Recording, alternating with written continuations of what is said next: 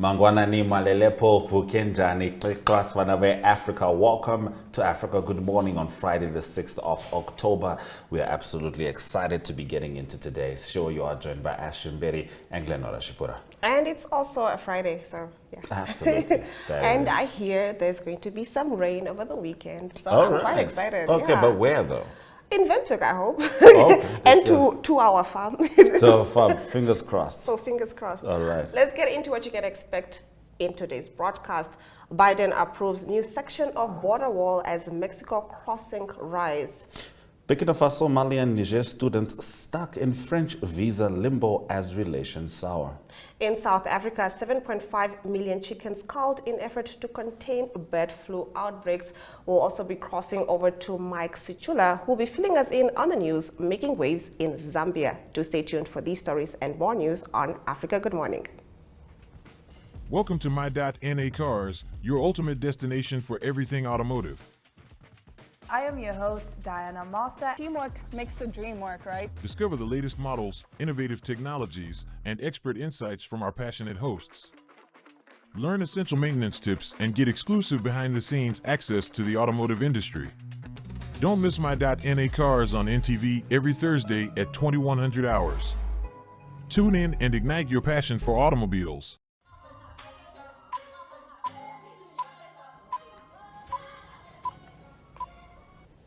U.S. President Joe Biden's administration is set to build a section of a border wall in southern Texas in an effort to stop rising levels of immigration.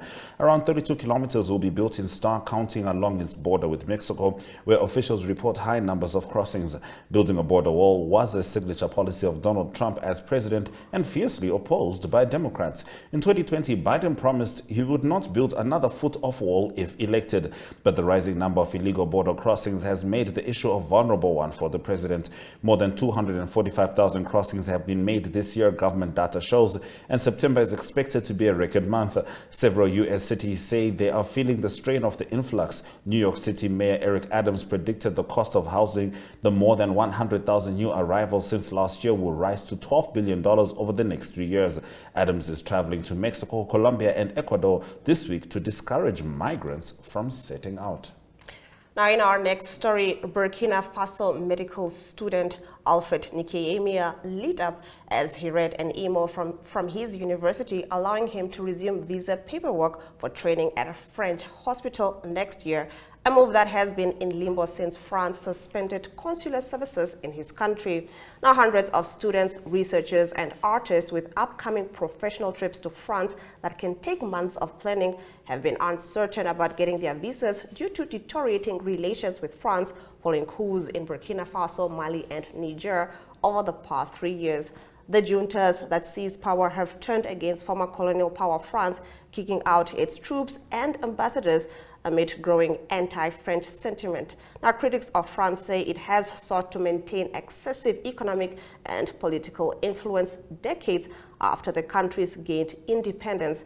Now, France says it has moved away from this dynamic, but as relations with some of the West African states turned bitter, prompting France to close its consular services in Burkina Faso, Mali, and Niger. Now, South Africa has culled about 7.5 million chickens in an effort to contain dozens of outbreaks of two separate strains of avian influenza that threaten to create a shortage of eggs and poultry for consumers, the government and National Poultry Association said on Tuesday. At least 205,000 chickens have died from bird flu in at least 60 separate outbreaks across the country, with more than half of those outbreaks in Gauteng province, which includes the country's biggest city, Johannesburg, and the capital, Pretoria. Some grocery stores in Johannesburg were limiting the number of eggs customers were allowed to buy this week, in some cases to 1 carton of 6 eggs, and the government acknowledged there were supply constraints. The government announced approximately 2.5 million chickens bred for their meat had been culled. The South African Poultry Association said another 5 million egg-laying chickens had been culled. In our next story, Ugandan opposition leader Bobi Wine was arrested on Thursday on his return home from a trip to South Africa, a top party official said. Our president, Bobi Wine, picked up by regime operatives as soon as he landed at the airport. David Lewis Robongoya, the general secretary of Wine's National Unity Platform, said on X, formerly known as Twitter. Wine was in South Africa this week as part of what his party termed a mobilization effort of the Ugandan diaspora. Robongoya's post was accompanied by a photo appearing to show two men seizing him by the arms on the tarmac at Entebbe International Airport. Wine supporters had planned to accompany him en masse to his home north of the capital, Kampala, to welcome him back, but police had said such gatherings were illegal. Last month, Ugandan police announced they were banning rallies being organized by the National Unity Platform across the country because of public order issues. Now, the British government will try next week to persuade judges at the country's top court to overturn a ruling which declared unlawful its divisive plan to deport Rwanda asylum seekers who arrive in small boats across the channel. In a blow to Prime Minister Rishi Sunak's government and his pledge to stop the boats, London's Court of Appeal concluded in June the scheme to send tens of thousands of migrants more than 6,400 kilometers to East Africa was not lawful, saying Rwanda could not be treated as a safe third country. On Monday, government lawyers will argue at the Supreme Court this ruling was wrong, while those representing migrants from Syria, Iraq, Iran, Vietnam and Sudan want the judges to conclude the scheme itself is flawed. Those have been our top stories on Africa. Good morning. After the break, we head over to Zambia with Mike Sichula. Neo Paints has established a 67-year Namibian legacy, creating personalized paint solutions that blend quality and innovation for the Namibian people. We pride ourselves in being a 100% Namibian-owned company, investing in our country and our people by employing and empowering true Namibians. With every brushstroke, Neo Paints commits to our quality guarantee and always delivering a coat of excellence. At Neo Paints, we always stay true to our country. We are as Namibian as you.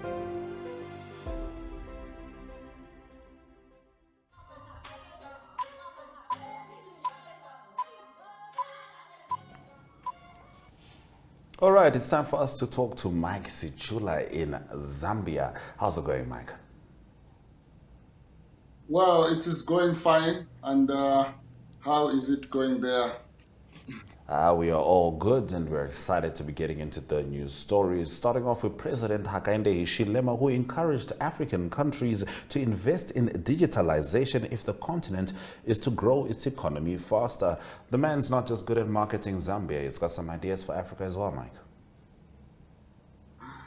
Yes, President Hichilema was speaking when he officially opened the 2023 Digital Government Africa Summit that is taking place in Chongwe, which is some few kilometers away from the capital city, Lusaka. There's a very modern infrastructure that has been put up by some investors, houses, some golf courses, as well as good conference rooms. So the president was speaking there yesterday, and the same meeting has been attended by former British Prime Minister Tony Blair, among other high-ranking officials from across Africa and some economic powerhouses. So the president said digital technology have the potential to grow the economy of individual countries, because he did acknowledge that African countries usually lag behind whenever there's an economic an era. So he thinks the digital era is a platform that offers Africa an opportunity to move at the same pace with developed countries. And he did encourage African countries that have attended this summit to ensure that their budgets support digital innovations. They also support people that are involved in IT innovations within the African continent, developing applications that can solve problems facing African countries. And also, Mr. Tony Blair did acknowledge that the high cost of living in most African countries can be overcome if African countries took an initiative to ensure that they use local ideas to address their problems. So this event has been marked as successful because it was during this same summit that the Minister of Technology, Felix Mutati, told the gathering that Skyline is officially online in Zambia. Skyline is owned by multi-billionaire Elon Musk. So it is something that is expected to reduce the cost of internet in Zambia. Wow, wow, very progressive. Moving on, police in northern Zambia have picked up at least 20 people in connection with the illegal mining of sugarlite, a rare mineral. Can you expand on this? Yes, this mineral has caused a lot of controversy because it has been discovered recently, and people before government agencies moved in, people have been mining and exporting. It looks there are some investors that have already spotted loopholes, and they will get into a local area that has got this mineral. Then they will engage local people, pay them good amounts of money, then these people be mining. And the way it is being mined, somebody, if you don't pay attention, you would think it is just a tipper or a heap of sand that people are just transporting, maybe probably for household use. Maybe they want to do some landscaping. So the authorities never paid attention, but it is only after from for the last 1 year that authorities have been alerted to say actually people are mining a rare mineral called sugilite, which is so costly. So the arrest of 20 people and the impounding of several vehicles and motorbikes for illegally mining sugilite comes not far away from the time that one of the ministers for Wakura province was fired because he was reported to be behind this mining. So the suspects were arrested yesterday between 17 and 20 hours on Chembe Road as they were escorting a tipper truck which was carrying 60 tons of materials suspected to be sugilite. So it looks to be a tall order for authorities because local people have seen the value and they're also reaping good amounts of money through these illegal mining activities. And government seems not to have an upper hand in order to contain this issue. All right, we'll certainly be looking forward to more information as that story continues to develop. Now, in political news, 4 out of 63 former cabinet ministers have not paid back money they owe the government. Tell us more. Yeah, so the background to this story is that during the Patriotic Front administration, usually in Zambia, when you're heading towards general elections or when you're heading towards general elections, cabinet ministers are supposed to not to continue as cabinet minister every time whenever parliament is dissolved. So ahead of the 2016, 2020 some elections before when Edgar Lungu was in power, when he dissolved parliament, he told his MPs, cabinet ministers, to continue in office in 2016, which was against the constitution. So those ministers, when this matter was challenged, it went to court, and the court ruled that the ministers who remained in office ahead of the 2016 general elections had stayed in office illegally, and the court directed them to pay back the money. So there were 63 cabinet ministers and provincial ministers that were supposed to pay back. So out of 63, 59 of them have paid an amount of 57,000 kwacha, close to $1,200 if we go by today's foreign exchange rate. So now the latest information is that the finance minister told Parliament yesterday that 4 cabinet ministers in the previous administrations have not paid the money they received when they illegally stayed in office after the dissolution of Parliament. So the names of these ministers have not yet been disclosed, but I can tell you for a fact that some of the cabinet ministers by then, before the court judgment was made, they did state that they were not going to pay because the person who made them to stay in office was the president. So the president, Lungu, must pay for them because they were just following orders from a president who told them that you can stay in office even when parliament has dissolved. So we're here to see what will happen, whether the government will take legal action. Okay. Now, thank you so much, Mike, for that story. Now, moving on to your last story, can you briefly get into it? The Copper Queens had a goalless draw against Mozambique. Yeah. So the Copper Queens are the defending champions for the COSAFA Women's Tournament. They beat South Africa 1-0 by a goal that was scored by Babla Banda. So going into their defense, they started this defense with a nil-nil draw against Mozambique yesterday. So it is something that the coach Bruce Mwape is not using a star-studded Copper Queens for this tournament because he believes this tournament should develop other young stars who can fit into the team when the likes of Barbara Banda are not playing competitively. So we're here to see if this team is going to defend the title. All right. Thank you very much, Mike, for bringing us the news stories from Zambia. Thank you very much, Africa. Good morning. Have a blessed weekend. We certainly hope to do so. Let's head to the weather predictions.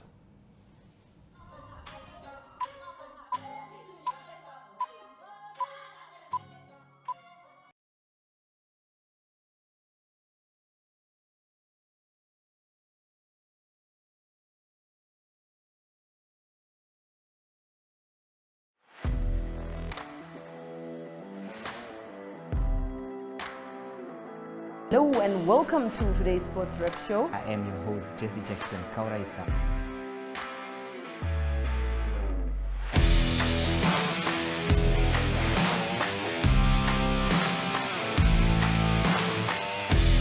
In replay, Namibia, who had won the toss for the first time on this tour.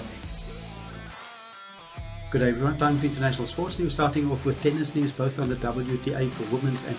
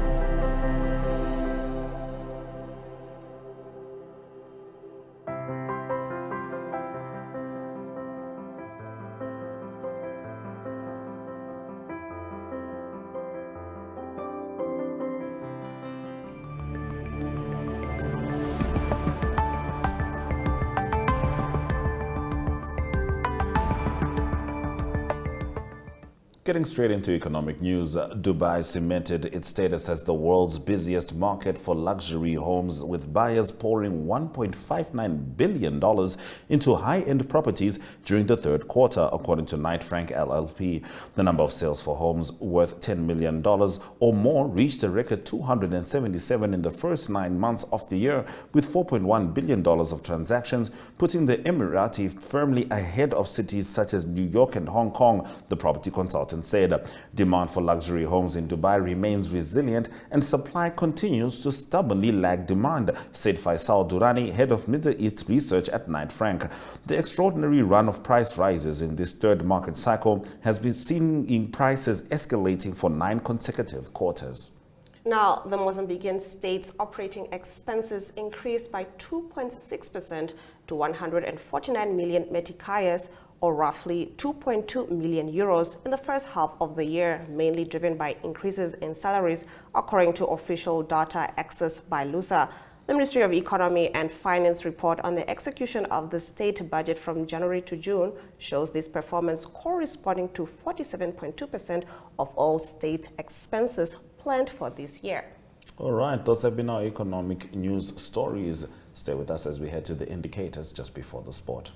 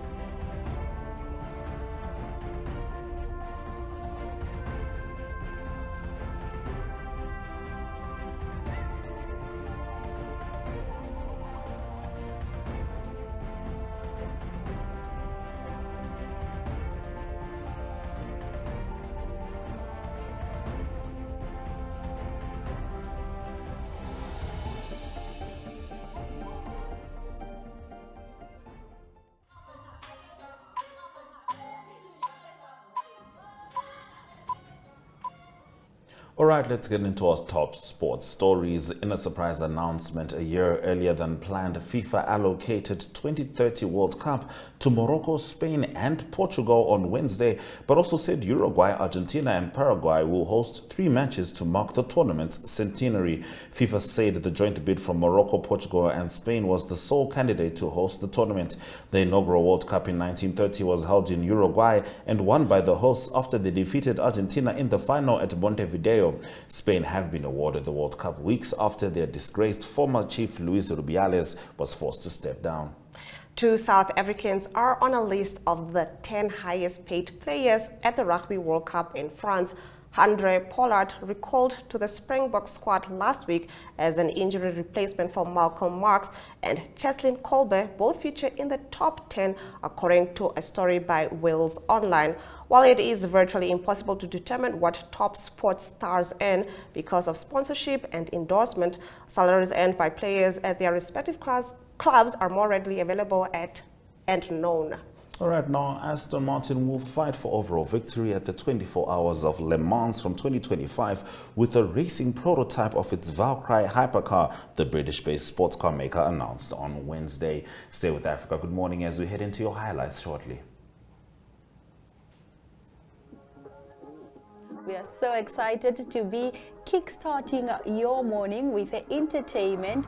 Everything was happening during this past weekend. Yes. Exciting news. Wow, no, she was killing it already. In my opinion, I don't see anything wrong with him serving the full term. As well as keeping you informed on the issues that you need to know happening in and around our country.